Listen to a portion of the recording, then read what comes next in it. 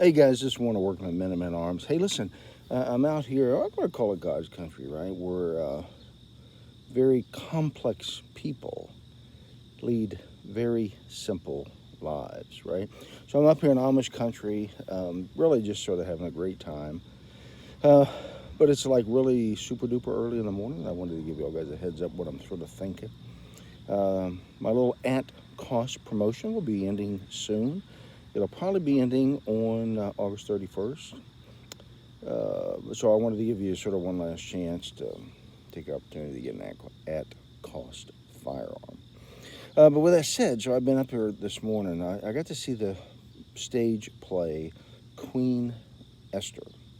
And it's just, it was a fabulous, I mean, just from a production standpoint, it was amazing. It's a place called Sight and Sound up here in basically Lancaster, I guess.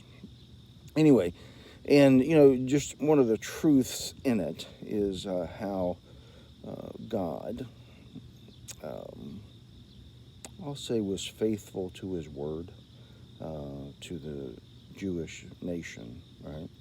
And elevated actually two Jews to high levels, right? Queen Esther and a gentleman named Mordecai.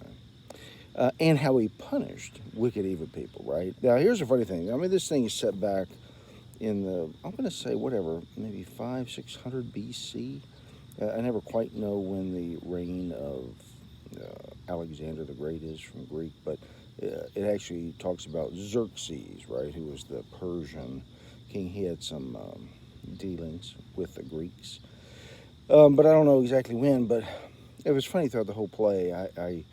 While it was set in that time frame, all I heard was things going on today, right? Even with the people that we call Democrats, and their goal to just annihilate, you know, our way of life, our liberties, our freedoms, all this stuff, right? And how God was faithful in preventing that, right?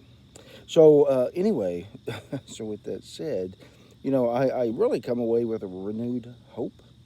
Sometimes, I think we can't see the forest because of the trees with all the stuff that's going on, but, there's a God in heaven and he reigns over the affairs of man.